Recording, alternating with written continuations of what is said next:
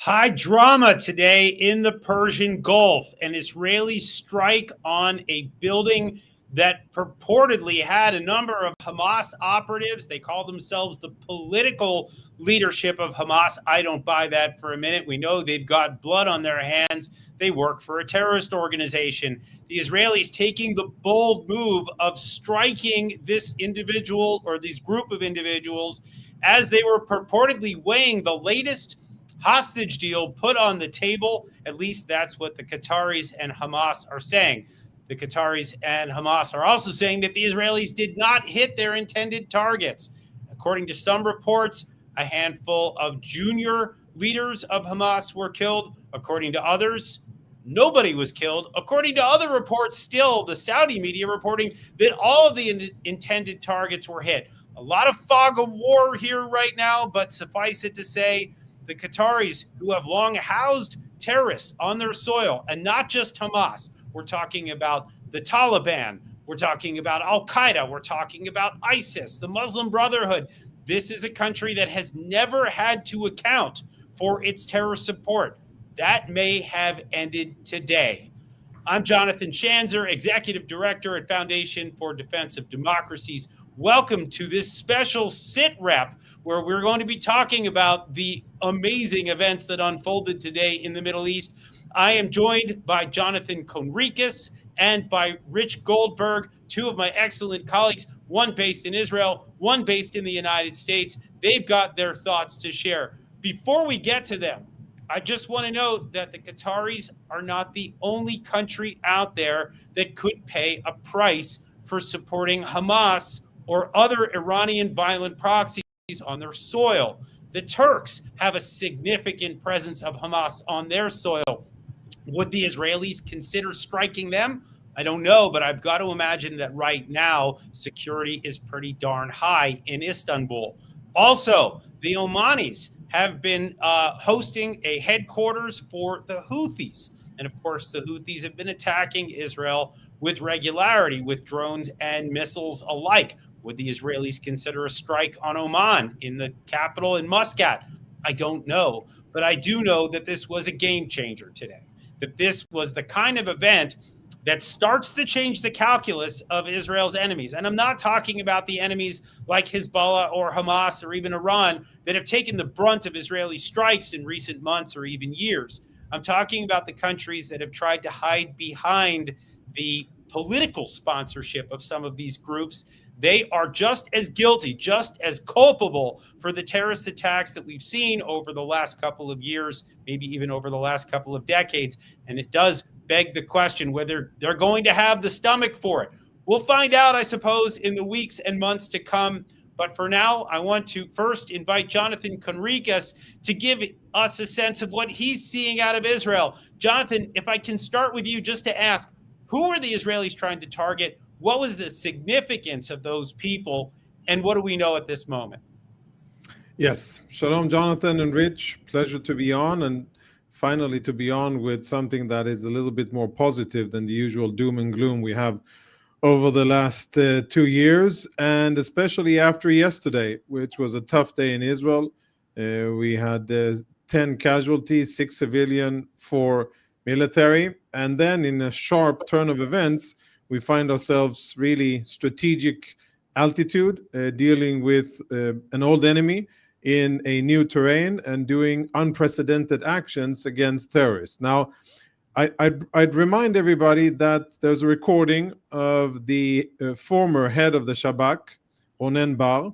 I think it was a month and a half after October 7, where he vowed that Shabak and Israel in general will get their hands on all of the Hamas leadership. And he also stipulated in which places they may be hiding. And actually, Jonathan, you named almost all of those locations. And the interesting thing is that Ronen Bar mentioned Qatar, and he mentioned Turkey, and he mentioned other places. So that may answer some of the questions. I don't know if Israel will be so bold to do beyond what Israel has done today and go to countries that really have military capabilities to strike back, like Turkey, unlike Qatar in this sense, but we'll see.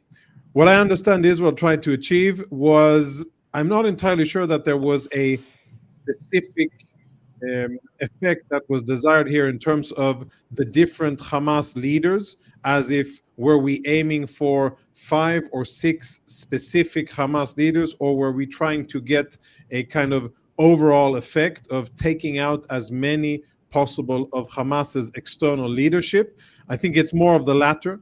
I understand that a person who, or a Hamas terrorist who already was able to emerge alive from one Israeli assassination attempt, I believe it was in 1996, Khaled Mashal.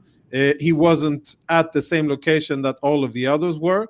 And probably, according to, and you alluded to the mess here in terms of BDA and conflicting information, so I'll be very careful, but he probably, regretfully, was not among those Hamas terrorists who were present at the various locations that were struck, because we struck more than one specific location. The others, we're talking about 3 Shalit deal terrorists that were released, Hamas terrorists that were released as part of the Shalit deal. And that, I think, should be food for thought when Israel comes to the negotiations table and thinks about releasing serious terrorists from its prisons now, as we want our 48 hostages back. And we're talking about senior executive level, C-suite level of Hamas terrorists, responsible for coordinations with other countries and regimes in the region, responsible for financing, running the political bureau of Hamas, and in general being the kind of envelope and kind of ground services office for Hamas in Gaza, and to a certain extent Hamas in Lebanon as well. But to be clear, without the facilities, the infrastructure, the personnel, the experience and know-how and the leadership skills of the Hamas external leadership, Hamas would not be able to not get weapons. It wouldn't be able to plan and execute attacks. It wouldn't be able to have any international cooperation, whether it's with Turkey, with the states that you mentioned, or anybody else. So for those people who try to belittle this achievement and say, well, this isn't Hamas Gaza and this isn't directly releasing hostages, therefore this doesn't lead to the end of the war or isn't good enough, I say this is actually a very substantial achievement for Israel, because this is long-term damage to Hamas. It will affect their ability to make strategic alliances with terror supporting countries, to generate funding, to get weapons, and to coordinate their efforts under the Iranian umbrella of jihadi activities, and also under the Muslim Brotherhood umbrella of terror activities. So we're talking about serious names of Hamas activists and terrorists that have been around for at least 20 years. Some of them have 30 and 40 years of track records. And hopefully within the coming hours, maybe latest by tomorrow, there will be clarity and something more definitive in terms of Israel, and information that we can trust, and not, half truths coming out of Arabic media from unclaimed sources, who actually was killed and what the level of confirmation is. So we'll have to wait for that. Great summary, Jonathan. By the way, when I mentioned some of those states, I probably also should have thrown Malaysia in there. That's another country that has been a breeding ground and a hosting ground, a headquarters for Hamas. So we could see some action there, perhaps, if the Israelis are bold enough to go that far. That seems like a pretty long distance, though, to me. Some of the names that we heard, you mentioned Khaled Mashal. Khalil al-Hayya is another big name. He's the head of the delegation that has been negotiating. I actually just had a piece that came out today in the Dispatch with our colleague Ahmad Sharawi. Encourage everyone watching to take a look at that piece, because we look at his bio, and I think what we can say with certainty is that he was both. He was a military man and a political figure. And this is why I don't buy this whole idea that these people didn't have blood on their hands. Every one of these people, all of them, have held positions, military positions within the terrorist organization. They move to Qatar, they get a little R&R, they hang out in a place where, they're, basically held up as heroes by the regime in Qatar. And now I think a lot of that is coming to an end. They're going to have to go underground if they're afraid, and I think they will be, of being struck. Rich, I want to ask you, we're dealing with a lot of fog of war right now, the sort of BDA on the battle damage assessment of who was killed and who wasn't, still, a lot left in doubt. Jonathan is somewhat optimistic that maybe we'll learn by tomorrow or maybe even later tonight whether, some of these names that we just mentioned are killed. By the way, there's Taher Anunu, there's Mahmoud Zahar, there's, there's actually a pretty large group that we were looking at here. They were all assembled in one place. I think that's why it was so attractive for the Israelis to try to take them all out in one fell swoop. But the other thing that we're dealing with, the fog right now, stems from the fact that it was the Israeli Air Force that apparently conducted this in cooperation with the Shin Bet. I'm hearing, by the way, not Mossad, only Shin Bet along with the Israeli Air Force. And when people talk about that, the first thing that we hear is there's only one way that these Israeli aircraft could have even come close to Qatar, where there's a major American base. This is the Combined Air Operations Center of the United States military, based at the Al Udeid Air Force Base. They could not have done this without at least some deconfliction, some coordination with the United States. However, we're now seeing that the United States government, the Trump administration, has condemned the attacks. And we're also hearing that they may have coordinated or at least warned the Qataris that such a strike was coming. This doesn't all add up to me. And I think over the course of time, we'll probably get a better sense of what happened and when. But what is your sense? You're a military man after all. You're a man who served in the Navy. You've been inside the Trump administration until very recently. What's your sense of what's going on here? Well, the statement that I saw that Carolyn Levitt read to the nation and to the world looks like one that is dictated directly from the Oval Office, from the president himself. You read it, it is a very carefully crafted statement that balances all of the equities, both domestic political equities and the geopolitical equities involving the Qataris and the Israelis. And so I think if you actually parse the words, he says that they got a call from the U.S. military as the strike was about to happen or was commencing. Does not comment on whether or not there were discussions prior to this strike going on of whether or not there would be a strike. There is some sort of discussion of, it's too bad this happened in this place. It's too bad it happened to the Qataris in Qatar. It's very unfortunate, the location where Hamas people were killed. But at the same time, a good thing that Hamas people were killed, even though it was an unfortunate location. In other words, kind of your bad, Qatar, for continuing to host them and harbor them. Your problem. This is where they are. And so if you look at it, he says he spoke to the prime minister. The prime minister is committed to peace. He's right back on his rhetoric of he's a peacemaker. He's not a war maker. That's rhetorically what we would expect from the president, even as he is endorsing or enabling a hostile action like this to ensure it remains in a de-escalated situation and to save face with the Qataris, with whom we have a lot of very complicated relationship at the moment. So bottom line is, it is impossible in my mind that the United States did not have advance notice on this. Obviously, we saw the deception campaign in the entire 12-day war with Iran. We obviously had incredible amounts of coordination, most of which we probably don't really know the full extent of yet, behind the scenes in that war, as far as military to military cooperation to be able to conduct strikes this far away from Israel. You talk about the Israeli Air Force being able to reach out and touch Qatar with direct strikes like this, potentially JDAMs in use here. I'm not sure that there's other standoff weapons that we had seen used in Iran. I guess we'll learn more in the coming hours or days as far as specific platforms, munitions used. But in the assumption that this is traditional aircraft with traditional munitions getting pretty close to Qatari airspace or within Qatari airspace to carry out the strikes, this does not happen without full coordination with the United States military. Obviously, there are missile defense assets, air defense assets in Qatar. We saw them on display at the end of the 12-day war when the Iranians responded. The United States has one of its largest bases in the world there at Al Udeid, with a lot of assets, with a lot of protection of those assets in place as well. And so the skies of Qatar are truly owned by the United States of America. You would not attempt to penetrate those skies without full coordination with the White House, with our military. But at the same time, the president's going to put on the face that I'm a peacemaker. This was your warning. If you really saw the tea leaves, this was obviously coming from the weekend. The president's Truth Social posts of issuing final warnings to Hamas.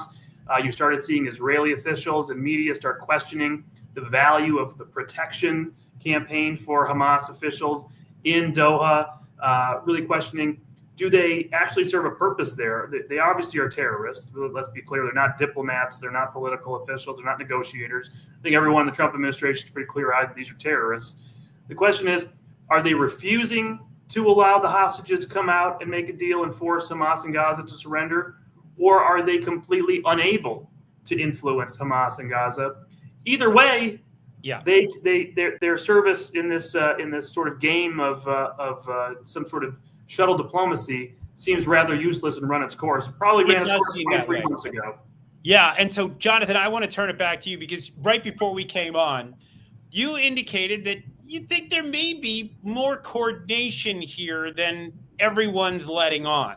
That there may be a little bit of theater happening right now, that maybe this was all done with the knowledge of the Qataris and the United States and the Israelis working together because everyone's sick of Hamas. They're tired of this thing getting drawn out.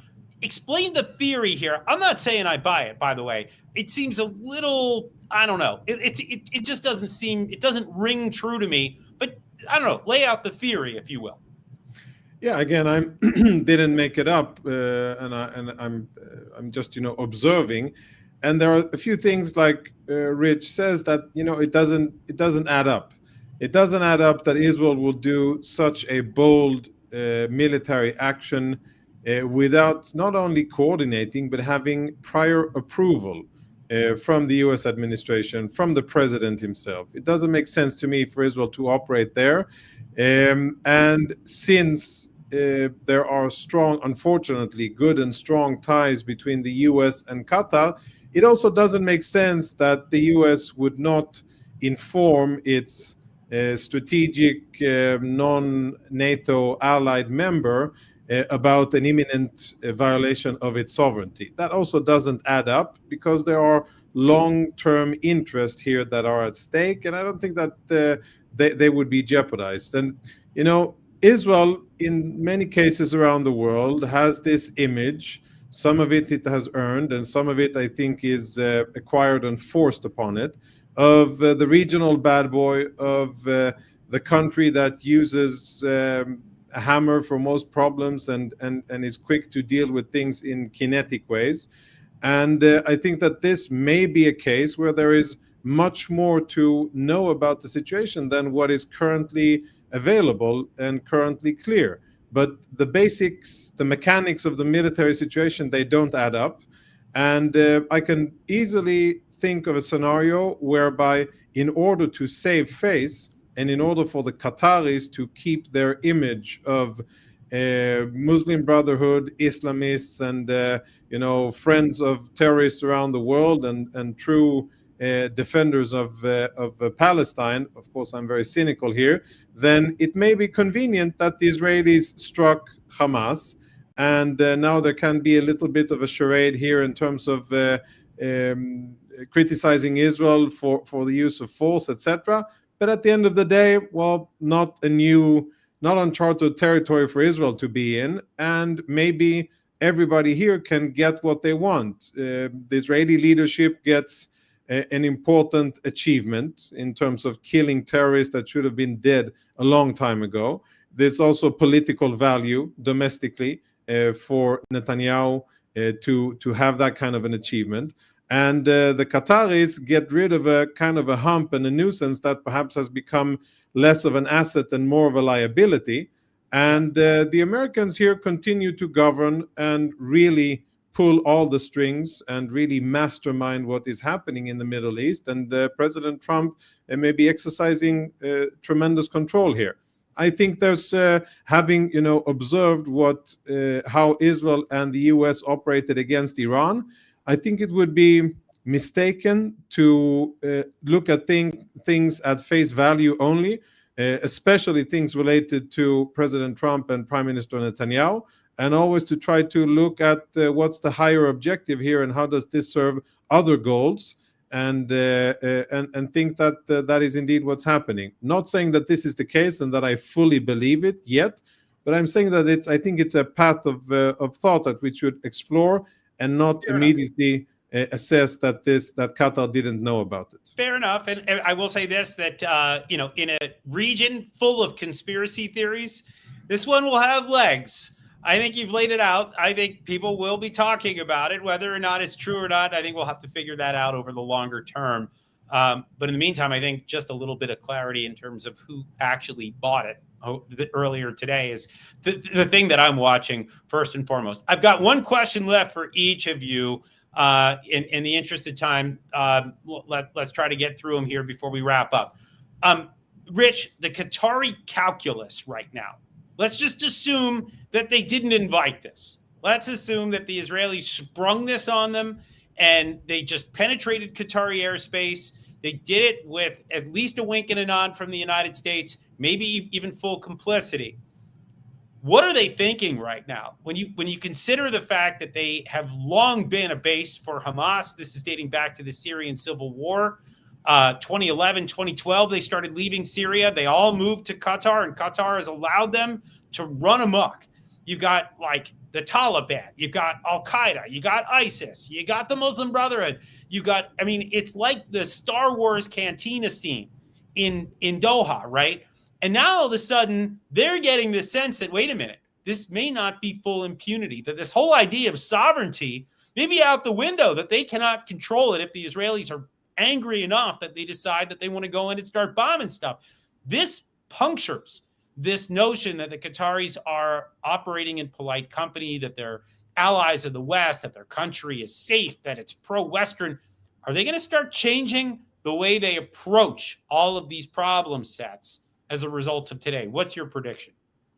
I'm not sure if they will have fundamental behavioral change, but they're going to have to reassess their view of the Trump administration.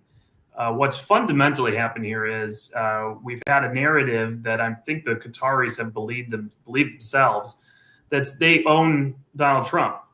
They can curry favor with him. They bought off people around him. Lobbyists, people in the administration have served as foreign agents for them in the past. They have good relationships. They poured money all over town, real estate deals with people who are close to the president, host him as he comes, play a role in getting the last American hostage out as a favor to the president, which, by the way, nobody really talks much about how it showed that they actually could do more if they wanted to. And last, give him a 747 and say, oh, look how wonderful. And this is going to be great. They bought it. They got the base done. The criticism of Qatar has gone away. It's locked down. They can do whatever they want. They own Donald Trump. And I think what's just happened is that Trump has turned around, if in fact this was not pre-cleared and coordinated with the Qataris, and said, joke's on you, I actually own you. Thanks for the 747. Love you guys. Great trade deals. Let's keep it going. But if I'm so inclined, the Israeli Air Force can go reach out and touch anywhere in Doha too. And so that is a wake-up call. They are not fully insured in the Trump administration. They have to start taking into account the fact that national security interests are paramount for this president. He is always going to do what's in the most important interest of getting important things done, like getting the hostages out and defeating Hamas. And that means you can even clear the Israeli Air Force hot inside their borders. Amazing. Donald Trump giveth, Donald Trump taketh away. By the way, that works for every country in the world, not just the Qataris, but wow, are they learning that lesson right now, that this guy's unpredictable and they're going to have to readjust. I think that is a point well taken. Jonathan, last question to you. There are people who are concerned about what happened today. They're talking about the plight of the hostages in particular. They're saying right now that there are 20 alive, 28 deceased in the hands of Hamas, and that what the Israelis did today in Qatar may have an impact on the fate of these hostages or Israel's ability to get them out.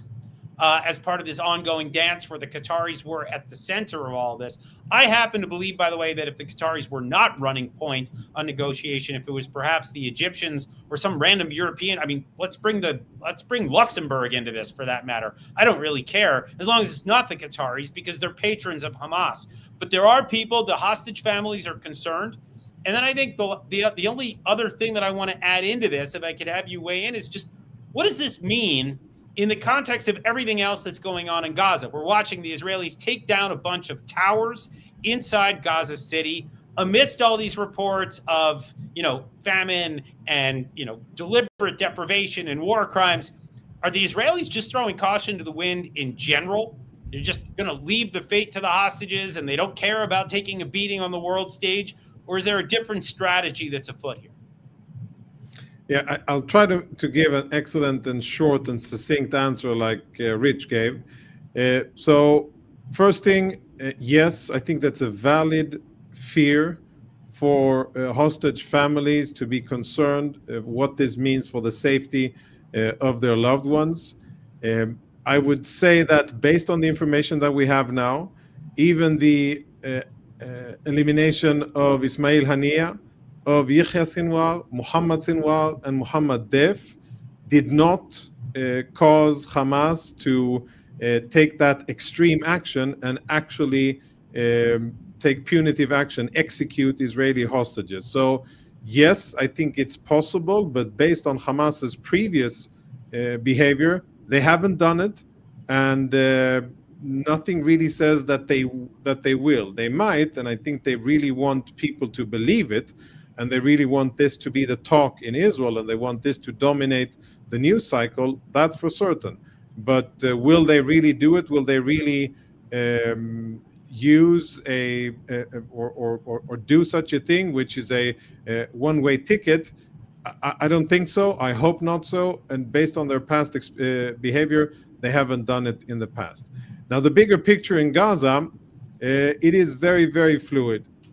The bottom line here is that Israel is conducting a pressure campaign against the military leadership of Hamas. I see the strike in Gaza as one facet of the pressure campaign against Hamas. And the desired outcome is, listen, if you don't agree to President Trump's proposal, you hand over all the hostages, you end the war, and you agree to disarm, then we are going to go into Gaza and you're going to pay for all the suffering, and you're going to face the consequences of significant Israeli firepower. Israel is advancing, telegraphing its advancement, talking a lot, not moving a lot, doing things in terms of taking down buildings, and the defense minister is tweeting and all kinds of things that aren't combat operations on the ground. I read all of that as an effort to apply pressure on Hamas and to get Hamas to agree to President Trump's deal. Israel has not yet done anything on the ground that is irreversible in terms of Gaza. And my read is that Israel is really indicating to Hamas, let's finish this. Let's save ourselves all the trouble. You can get out of this with some part of your life and assets in terms of the leadership. But if you force us to go down the road of a military operation, it will be ugly, and we won't stop until it's really, really done. So you better tell us that you don't want us to start. That, I think, is the Israeli messaging. And hoping, I have friends who are now recruited and in the outskirts of Gaza City, and lots of soldiers, reservists have been called up, and regular soldiers serving there. High readiness and waiting for the directives or the orders to be given by the cabinet through the chief of staff. Hopefully it can be avoided, and Hamas will be smart about it. I think a lot of it depends on the BDA and how many of the Hamas leaders were actually killed in Doha.